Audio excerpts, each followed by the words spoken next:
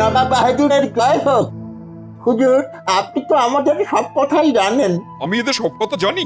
উজির বল কি? বর্ণিতা না করে তোমাদের আসল কথাটা বলো তো শুনি। আগে হুজুর, আপনি তো জানেন গত বছর অতিবৃষ্টির কারণে বাইরে থেকে বণিকরা বেশি আসতে পারেনি, তাই আমাদের ওই তাঁতের কাপড় আমরা কিছুই বিক্রি করে উঠতে পারিনি। এছাড়া আপনি এও জানেন যে চাষের ফসল নষ্ট হয়েছে। জানি বটে, তার জন্য তোমাদের খাজনার পরিমাণ কিছু কমানো হয়েছে। আমি আর কি করতে পারি? আমরা আসলে বলতে এসেছি যে যে তাই আপনি যদি নববর্ষ উপলক্ষে প্রজাদের কিছু অর্থ সাহায্য করেন তবে বড়ই উপকার হয়। তাহলে এই কথা, খাজনা কমিয়েছি সেটা বড় কথা নয়, ভেবেছো কি তোমরা? না মানে বিপদে পড়লে আর কার কাছে যাব হুজুর? তোরা তো আমাকে এ কথা একবারও বলিসনি যে তোরা নবাবের কাছ থেকে অর্থ চাইবি। হুজুর, সরাসরি অর্থ না দিয়ে সবাইকে যদি পরবার কাপড় দিতে পারেন তাহলেও হবে। প্রজাদের সবার পরার মতো ভালো কাপড়ও নেই। আমাকে বোকা বানাতে গেলে গডান নেবো। তাঁতিদের কাছে কাপড় নেই? এক্ষুনি তোমরা বললে বণিকেরা আসেনি তাই কাপড় তোমাদের বিক্রি হয়নি। আগে হ্যাঁ হুজুর। সেই কাপড় আর বিক্রি করার দরকার কি? নিজেরাই পরো। হ্যাঁ ওরে তোরা যা যা, হুজুর তোদের উপায় করে দিয়েছেন, এখন যা। এখনো দাঁড়িয়ে থাকলে এরপর গরদান চলে যাবে।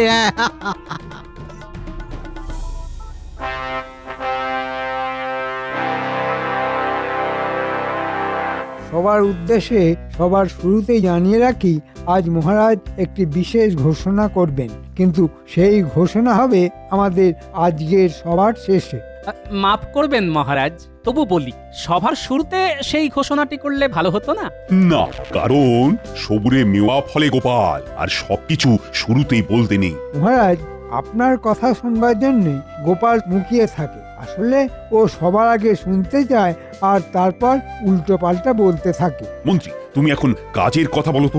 আগে মহারাজ, আসলে বলছিলাম এবার রাজকোষাগারের অবস্থা খুব খারাপ নয়, প্রজারাও ঠিক মতো খাজনা দিতে পেরেছেন। জ্যোতিষী, তুমি দেখো নববর্ষের শুরুতে শুভ যোগ আছে কিনা। বিলক্ষণ মহারাজ, নতুন বছর আমাদের কৃষ্ণনগরের জন্য বড়ই শুভ সময়। বাহ বাহ বাহ বাহ, আমাদের প্রতি বছরের মতোই এই বছরেও বড় করে পুজো হবে।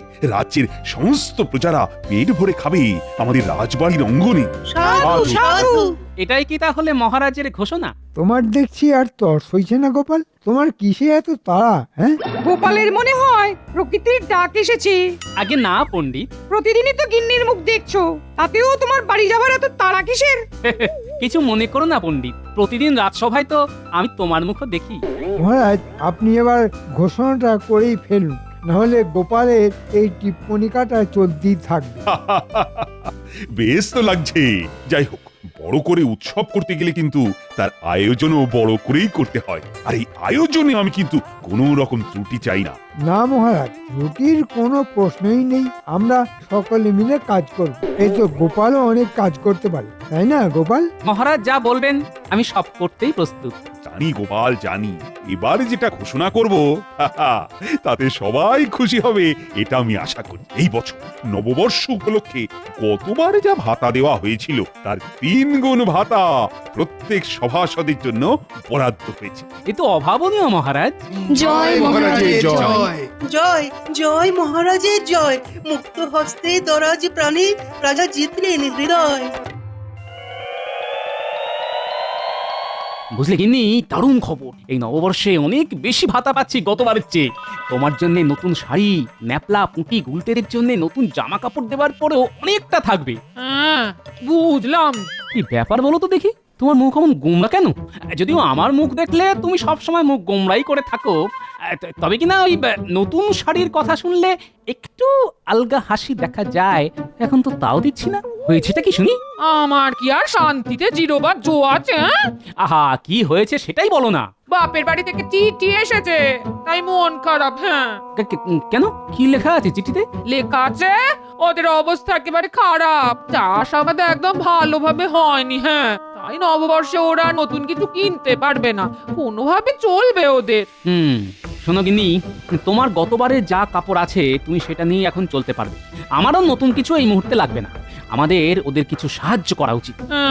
আর আমি যা ভাতা পেয়েছি তাতে আমি নিশ্চিতভাবেই তোমার বাপের বাড়িতে সাহায্য করতে পারবো। তাহলে নববর্ষে চলো না। নববর্ষেই যেতে হবে। আবার কি চিন্তা করছো? ভাবছি মহারাজকে ছুটির জন্য অনুরোধ করতে হবে, বুঝলে? সে তো হবে। মহারাজ কি ছুটি দেবেন? কেন দেবে না? দিতেই হবে, না হলে আমি গিয়ে ধর্নায় বসবো। হ্যাঁ, হ্যাঁ, আমার মন বলছিল নবাব বাহাদুরের কাছে গিয়ে কোনো উপায় হবে না। ঠিক বলেছিস চরণ, ওই উজির যত নষ্টের গোড়া। এখন আমাদের মন বলছে কৃষ্ণনগরে গেলে মহারাজ কৃষ্ণচন্দ্র আমাদের কিছু উপকার করতে পারেন। শুনেছি বড়ই ধুমধাম করে ওখানে পুজো হয়। মহারাজ কি আর আমাদের একেবারে বঞ্চিত করবেন? ঠিক বলেছিস, কৃষ্ণনগর গেলে মনে হয় একেবারে খালি হাতে ফিরে আসতে হবে না। মহারাজ বড়ই দয়ালু। তাই চল সবাই। হ্যাঁ হ্যাঁ হ্যাঁ, তাই যাওয়া যাক।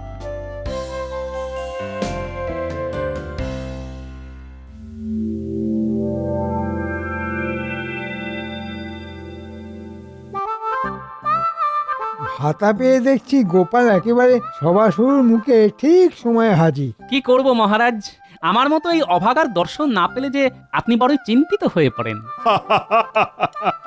তা ঠিক। কিন্তু মহারাজ, এই অভাগার একটি আর্জি ছিল।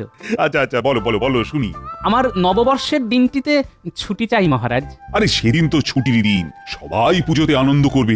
না মহারাজ, আমি বিশেষ কারণে ওই দিন থাকতেই পারবো না। বাহ গোপাল, ভাতা পেলে আর অমনি ছুটি চাইলে? হ্যাঁ, গিন্নিকে নিয়ে কোথাও ঘুরতে যাওয়া হচ্ছে বুঝি?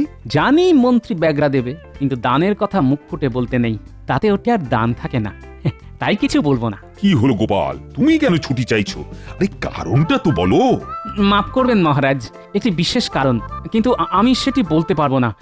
এই কারণ বলা যায় না মহারাজ। বেশ বেশ, তুমি যখন বলতে চাইছো না, তখন আমি আর জানতে চাইবো না। তুমি ছুটি নাও, আমি মঞ্জুর করছি। তবে তুমি থাকলে আমার খুব ভালো লাগতো। তোমার ছুটি নিয়েও আমি বার করছি গোপাল। এমন খেলা খেলবো যে তোমার মঞ্জুর হওয়া ছুটি না মঞ্জুর হয়ে যাবে।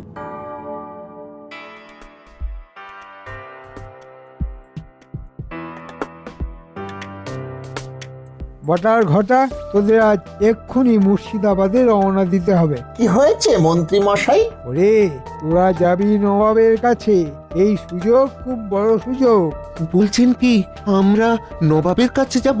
হ্যাঁ, তোরা আমাদের মহারাজের হয়ে নবাবকে আমন্ত্রণ জানাবি নববর্ষে। এ তো বড়ই খুশির খবর। তোদের জন্য খুশির খবর হচ্ছে এখানে তোরা হলি রাজদূত, খুব সম্মান পাবি ওখানে। ভাবতেই পারছি না। এই নে, এটা তোদের জন্য। শিগগির বেরিয়ে পড়, কাল ভোরে পৌঁছে যাবি। আমন্ত্রণ জানিয়ে রাতে ফিরে আসবি। দুপুরে ওখানে আরাম করে বিশ্রাম করতে পারবি, ভালো খাওয়া দাওয়াও পাবি। যে একজন মন্ত্রী মশাই। দেখিস আবার লোভ করে কিছু চুরি করে বসিস না। ধরা পড়লে আমাদের সম্মান বলে আর কিছু থাকবে না, আর তোদের মাথা নবাব কেটে উড়িয়ে দেবে। আপনি নিশ্চিন্ত থাকুন মন্ত্রী মশাই। নবাব আমন্ত্রণ গ্রহণ করুক, মহারাজকে সুখবরটা দেব। গোপালের জন্য অবশ্য বড়ই দুঃখের কারণ হবে, ওর ছুটি নামঞ্জুর হয়ে যাবে।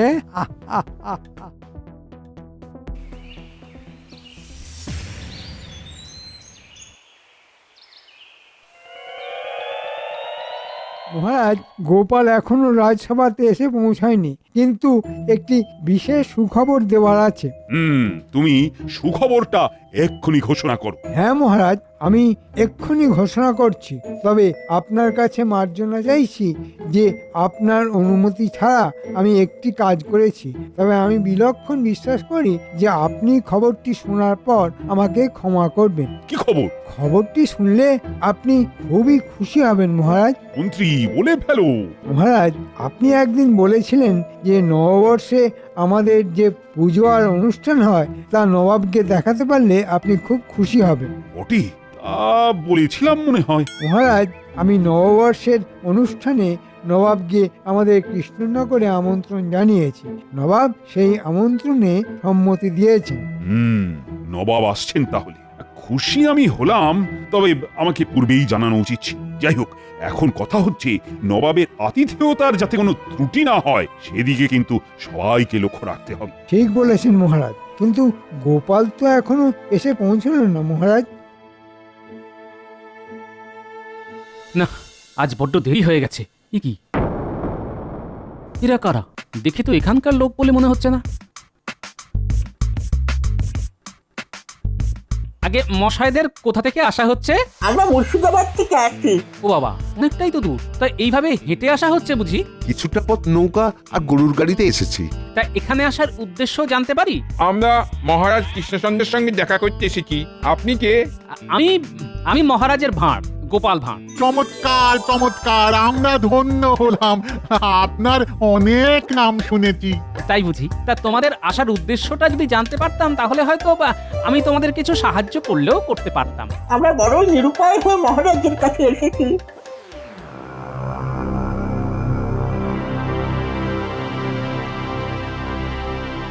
মহারাজ, মনে হচ্ছে গোপাল আজ আর আসবেন না। শরীর খারাপ হলো নাকি? সেরকম তো হওয়ার কথা নয় মহারাজ, তবে ইদানিং ও রাজসভার কাজে ফাঁকি দিচ্ছে মনে হচ্ছে। গোপালের কাজটাই তো ফাঁকির, সে তো শুধু কথার জালে মুজিয়ে রাখে।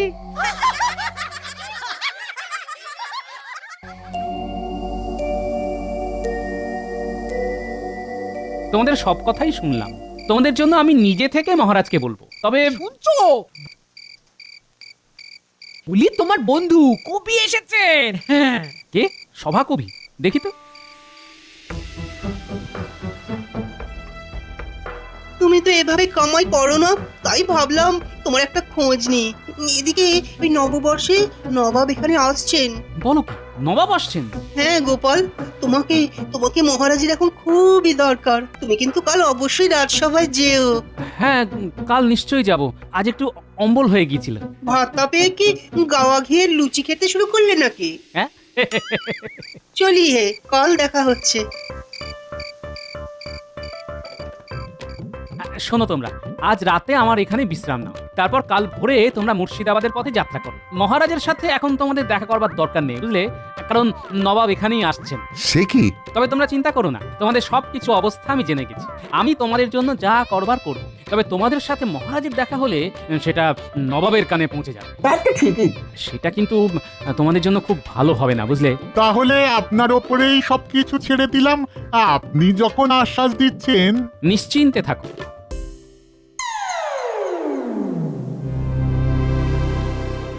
এই যে গোপাল, মন্ত্রী আমাকে না জানিয়ে নবাবকে আমন্ত্রণ করেছে নববর্ষে। শুনেছি মহারাজ। এই অবস্থায় তো তোমাকে আমি আর ছুটি দিতে পারছি না গোপাল। কিন্তু মহারাজ, আমি তো বলেছিলাম বিশেষ একটি কারণেই আমি ছুটি চাইছি। দেখো গোপাল, নবাব আসছেন, এর থেকে আর বড় কোনো কারণ থাকতে পারে না বলেই তো আমি মনে করছি। আজ্ঞে মহারাজ। ঠিক আছে ঠিক আছে, তুমি এখন বাড়ি যাও, তৈরি হয়ে রাজসভাতে এসো।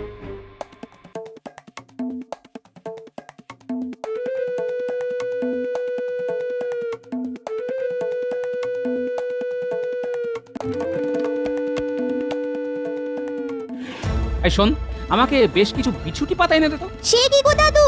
হ্যাঁ রে, আমার খুব জরুরি দরকার। আচ্ছা। গিন্নি, তোমার কাছে কলা পাতা আছে তো? হ্যাঁ আছে।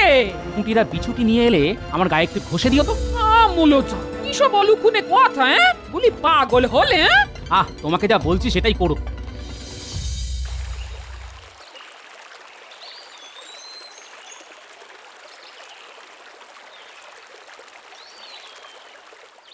গোপালের কি হলো মহারাজ?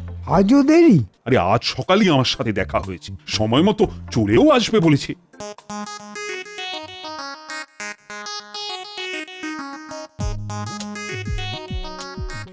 কি গোপাল, তোমার গায়ে কলা পাতা জড়ানো কেন? মহারাজ, বেশি ভাতা পেয়ে গোপালের মাথাটা মনে হয় খারাপ হয়ে গেছে। কি হয়েছে গোপাল?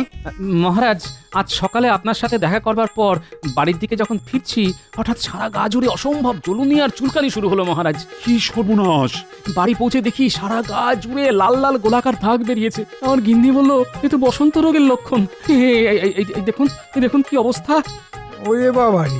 আচ্ছা ঠিক আছে গোপাল, আর দেখতে চাই না। মহারাজ, এটি দেখে আমারও বসন্ত রোগের লক্ষণ মনে হচ্ছে। মহারাজ, গোপালকে এক্ষুনি বাড়ি চলে যেতে বলুন। এ ভয়ঙ্কর ছোঁয়াচে রোগ। সামলে সামলে সবাই। ও গোপাল, তুমি এক্ষুনি বাড়ি যাও, পুরো সুস্থ হয়ে তবেই আসবে। রাজবৈদ্য, তুমি গোপালের জন্য বেশ ভালো দেখে পাচন তৈরি করো তো, ওকে খাইয়ে সুস্থ করতে হবে তো। যথা আজ্ঞা মহারাজ। আমি তাহলে এখন আসি মহারাজ। যাও যাও, আর দেরি করছো কেন?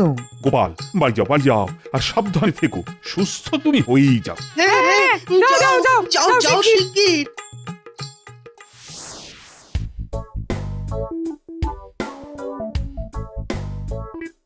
গিন্নি, ও গিন্নি, কি হলো এই এই তুমি এরকম শখ করে বিচুটি মাখলে কেন সংসেতে রাজসভাতে গেলে কেন? না হলে আর পালানোর কোনো উপায় ছিল না গিন্নি। শোনো, তুমি সব গুছিয়ে নাও, আজ রাতেই গরুর গাড়ি নিয়ে আমরা বেরিয়ে পড়বো। কাপড় নিয়ে আগে যাব তোমার বাপের বাড়ি, তারপর মুর্শিদাবাদ। দাদু, দাদু, তুমি এত কাপড় গরুর গাড়িতে তুলেছো, আমাদের কাপড় কোথায়? নতুন জামা? হ্যাঁ হ্যাঁ, সবার জন্য আছে। তোদের বাদ দিয়ে আমি কাউকে কিছু দিতে পারি বল? এই যে, এই নে। এই না হলে নববর্ষ। হ্যাঁ রাজবৈদ্য, আপনি এরকম মুখ গম্ভীর করে একা হেঁটে আসছেন দেখি আশ্চর্য হচ্ছি। তার থেকেও আমি আরো বেশি আশ্চর্য হচ্ছি গোপাল বাড়ি নেই দেখে। গোপাল বাড়ি নেই? না, শুধু গোপাল নয়, কেউ বাড়ি নেই। আমি ওকে আমার পাঁচন খাওয়াতে গেছিলাম। ও ঠিক আছে, আপনি বাড়ি যান। কি জ্বালা! তোরা তো অনেকের খবর রাখিস, গোপালের কোনো খবর তোদের কাছে আছে? দুদিন আগে 4 জন লোক গোপালের বাড়িতে রাত্রে ছিল, তাদের আগে এখানে দেখিনি। আর আজকে দেখলাম গোপাল গরুর গাড়িতে গিন্নিকে নিয়ে কোথাও একটা গেল। গরুর গাড়ি পুরো জিনিসপত্রে ভর্তি, কি লোভ হচ্ছিল। গোপাল কি গায়ে কলা পাতা জড়িয়েছিল? কই না তো। বড় ফাঁকি দিয়ে পালিয়ে গেলে গোপাল। গিন্নির সাথে দেশ ভ্রমণ আর এদিকে বসন্ত রোগের বাহানা। দাঁড়াও, নবাবের কাছে তোমার অবস্থা খারাপ করছে।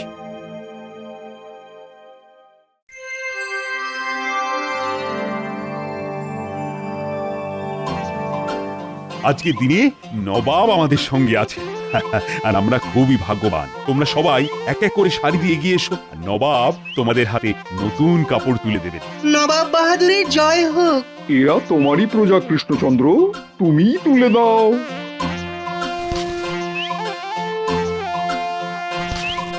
সবাই ভালো করে পেট ভরে খাবে, আমি চাই না কেউ ক্ষুধার্ত থাকুক। কি ব্যাপার মন্ত্রী, তোমাদের গোপালকে দেখছি না? অবশ্য আমি শুনলাম তার নাকি বসন্ত হয়েছে। গোপাল তো ইচ্ছে করে আসেনি নবাব বাহাদুর, কারণ আপনি এসেছেন। এর মানে কি? আপনাকে অপমান করা। সে লোকজনকে রটিয়ে বেরিয়েছে তার নাকি বসন্ত হয়েছে, কিন্তু তার কিছুই হয়নি। সে তার গিন্নিকে নিয়ে ঘুরতে চলে গেছে। কৃষ্ণচন্দ্র,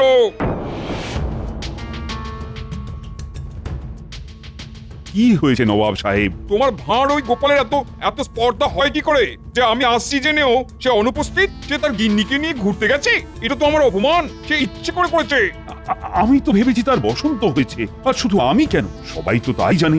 মন্ত্রী, তুমি কি জানো? মহারাজ, গোপাল বসন্ত রোগের বাহানা করে গিন্নিকে নিয়ে গরুর গাড়িতে করে কোথাও চলে গেছে। আমাকে বটা আর ঘটা বলেছে, ওরা দেখেছে। এমনকি রাজবৈদ্য পাঁচন দিতে গিয়ে গোপালকে না দেখে চলে এসেছে। তা এসব আমাকে বলনি কেন? নববর্ষে সকালে এসব অপ্রিয় কথা বলি কি করে? আমি কোনো কথা শুনতে চাই না। আমি তোমাদের দুজনকেই বন্দি করলাম, আমার সঙ্গেই তোমাদের মুর্শিদাবাদে যেতে হবে। একমাত্র গোপাল আমার কাছে গিয়ে ক্ষমা চাইলেই তবেই তোমাদের ছাড়বো, নইলে নয়। আমি আর কি করতে পারি নবাব সাহেব? এটাই যদি কপালে থাকে তবে তাই হবে।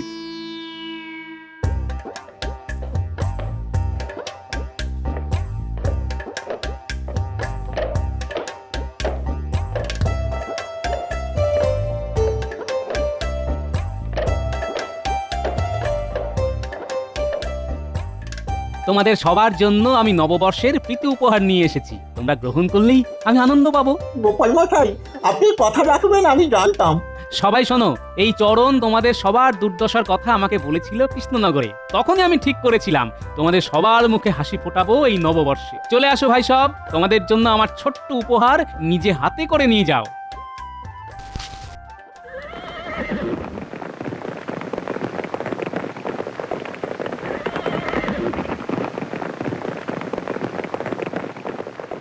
হে ভগবান, এটাই কপালে ছিল। আমাকে জিজ্ঞাসা না করে তুমি নবাবকে আমন্ত্রণ জানিয়েছো, এখন তার ফল তো ভোগ করতেই হবে মন্ত্রী। কিন্তু গোপাল? গোপালকে তো মুর্শিদাবাদ আসতেই হবে।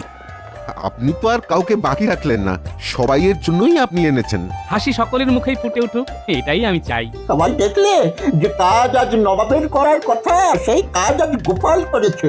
তুমি আজ খুব উপকার করলে বাবা, তোমার অক্ষয় জীবন কামনা করি। আমরা সবাই আজ নববর্ষ বরণের সাথে সাথে গোপালকেও বরণ করে নিতে চাই। জয় গোপালের জয়।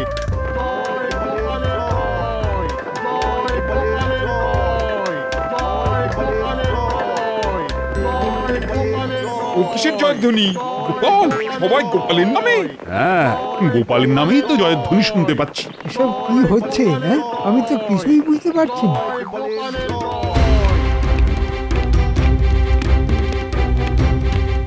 মহারাজ এসেছেন? এসব কি গোপাল? আমি কৃষ্ণনগরে গেলাম আর তুমি মুর্শিদাবাদে চলে এলে। তুমি কি মুর্শিদাবাদ দখল করতে এসেছো? তোমার তো গর্দান নিতে হবে। তার আগে তো আমাদের সবার গদ্দান নিতে হবে হুজুর। আমরা আপনার কাছ থেকে তো নতুন বছরে কিছুই পাইনি, খালি হাতে চলে আসতে হয়েছিল।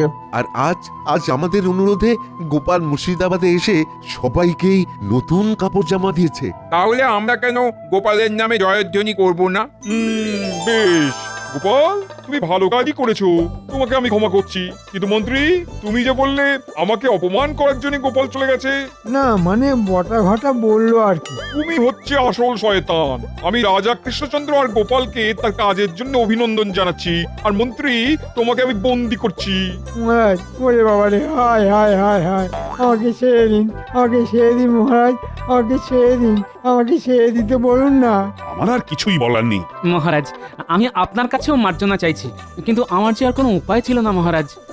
জানি গোপাল, তোমার কোনো তুলনাই নেই।